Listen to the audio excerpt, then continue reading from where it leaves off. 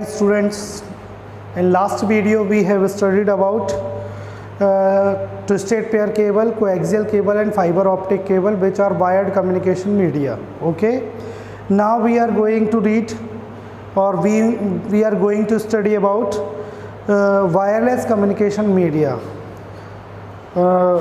In few videos later I have already explained you what is wireless communication media. So once again I repeat it. What is wireless communication media? The communication media in which there is no cable is used, is called as wireless communication media. Okay, in the communication media there is no wire or cable is used to transmit data from one place to another place, is called wireless transmission media. This media is also called as unguided and unbounded transmission media. Okay, वह transmission media जिसमें data को एक स्थान से दूसरे स्थान पर भेजने के लिए किसी भी प्रकार की केबल या वायर की आवश्यकता नहीं होती है, वायरलेस अथवा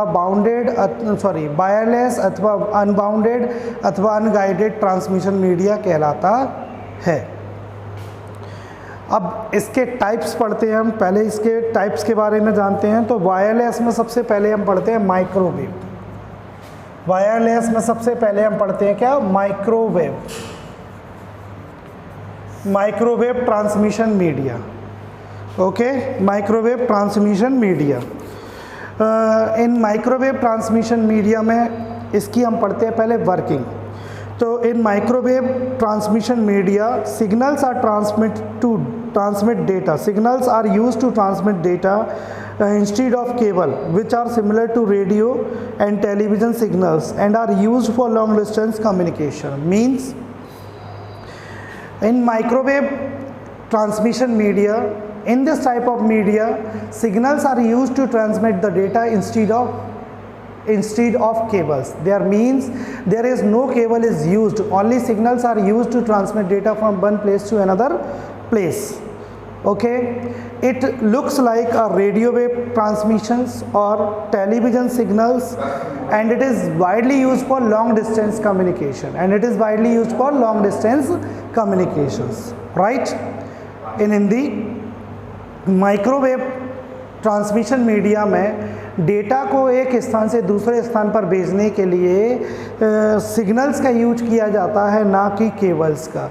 ये बिल्कुल रेडियो सिग्नल्स की तरह होता है तथा टेलीविज़न सिग्नल्स की तरह होता है, और इसका प्रयोग लॉन्ग डिस्टेंस कम्युनिकेशंस के लिए भी किया जाता है. इसका सर्वाधिक प्रयोग लॉन्ग डिस्टेंस कम्युनिकेशन के लिए किया जाता है. ठीक है, any problem? Okay, if you have any problem you can ask your question by using on WhatsApp. Okay, then I will get your problems and then I will reply your questions as well. Okay, then second point is microwave transmission consists of transmitter, receiver and atmosphere.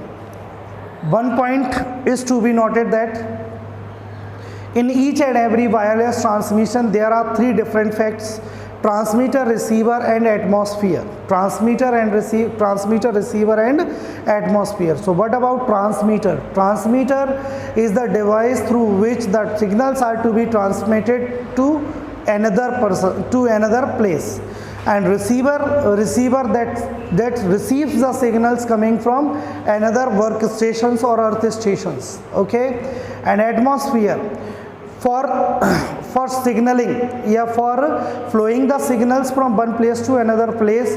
Atmosphere plays an important role. Atmosphere plays an important role. Just like there is a very big humidity or it is raining, okay, then signals are very big. You will find that signals are very big when it is raining.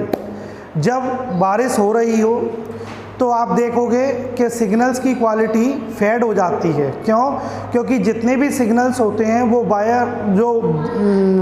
बारिश की बूंदों से टकराकर वापस reflect हो जाते हैं, जो कि जिससे कि सिग्नल्स रिसीवर को सही तरीके से प्राप्त नहीं हो पाते हैं। सिग्नल्स रिसीवर को सही तरीके से प्राप्त नहीं हो पाते हैं। इसीलिए एटमॉस्फेयर का भी हर प्रकार के वायरलेस कम्युनिकेशन पर बहुत बड़ा इम्पैक्ट पड़ता है। Okay, now third line is this transmission is also known as line of sight transmission. इसे लाइन ऑफ साइट ट्रांसमिशन भी कहते हैं। लाइन ऑफ साइट ट्रांसमिशन का मतलब क्या होता है कि both transmitter and receiver are visible to each other.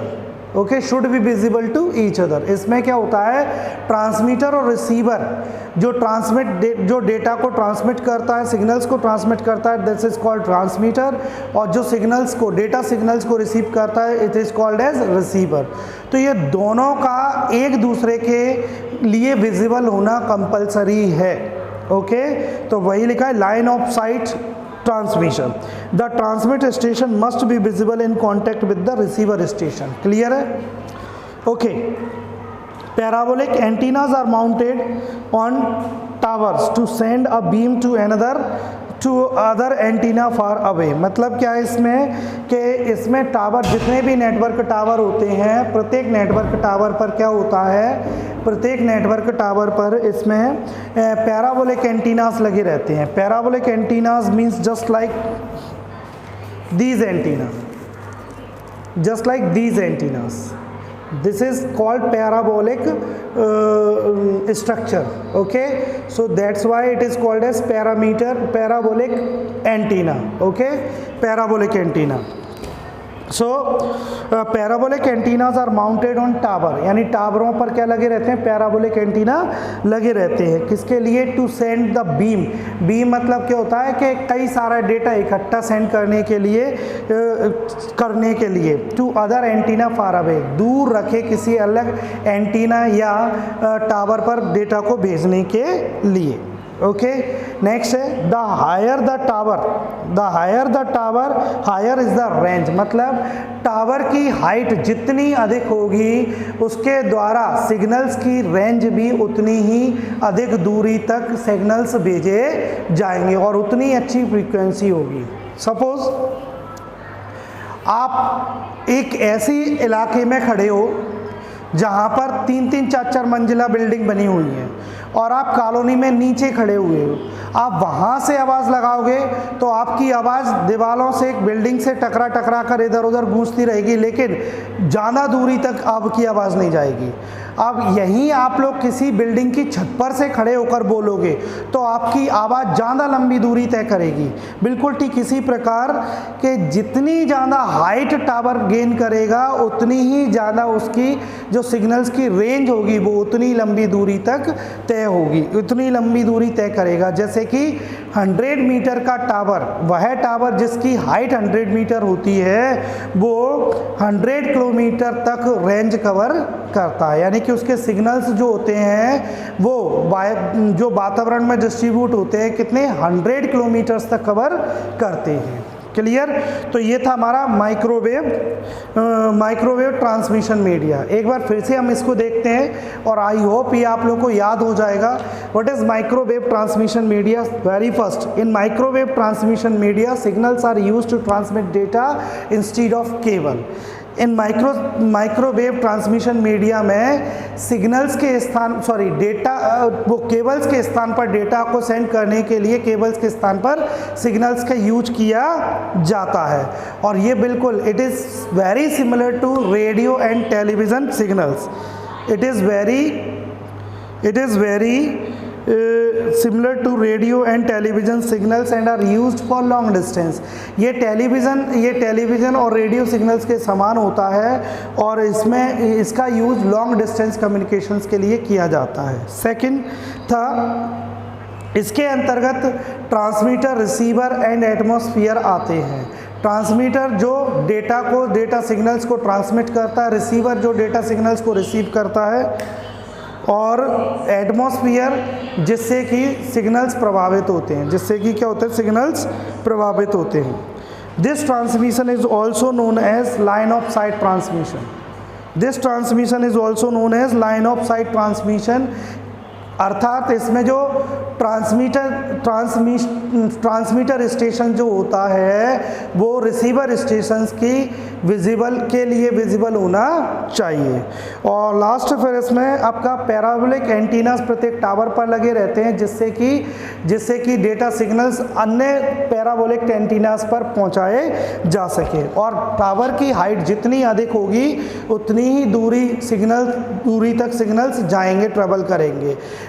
यदि 100 मीटर टावर की लेंथ अगर 100 मीटर होगी तो इसके द्वारा डिस्ट्रीब्यूट किए जाने वाले सिग्नल 100 किलोमीटर दूरी तय करेंगे। ठीक है, ये तो हो गए भाई इसकी डेफिनेशन। अब इसके एडवांटेज डिसएडवांटेजेस, ये चूंकि इसमें केबल सिस्टम यूज़ नहीं होता इसलिए सस्ता होता है। Ability to communication over seas, यानी कि इस पर ये सागर के ऊपर भी कम्युनिकेशन करने में संभव होता है, समुद्र के ऊपर।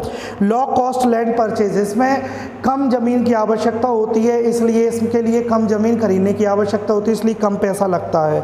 और they can carry high quantities of information, ये बहुत बड़ी मात्रा में इंफॉर्मेशंस को एक स्थान से दूसरे स्थान तक कैरी कर सकते हैं। High frequency short wavelength signals small antennas, इसमें डिसएडवांटेज देखते हैं हम। इनसिक्योर कम्युनिकेशन, चूँकि एटमॉस्फेयर में थोड़ी सी भी प्रॉब्लम होने पर पूरा की पूरा इसमें जो नेटवर्क होता है पूरा की पूरा नेटवर्क से इफेक्टेड होता है। सस्पेक्टिबिलिटी टू वेदर अफेक्ट्स, अभी मैंने बताया था कि वेदर खराब होने से नेटवर्क में या सिग्नलिंग की प्रॉब्लम आती है। Reflect from surface like water, flat surface like water और मेटल, यानी कि जब ये सिग्नल्स किसी मेटल या वाटर पर पड़ते हैं तो ये सिग्नल्स वापस रिफ्लेक्ट हो जाते हैं। The code of design implementation and maintenance is high, और इसके लिए कोड डिज़ाइन करना और उसे मेंटेन करना बहुत हाई होता है। तो ये पढ़ा हम लोगों ने microwave transmission media. Next video में हम radio wave transmission media, satellites, wifi, Bluetooth, ये सब कुछ पढ़ने वाले हैं। Thank you.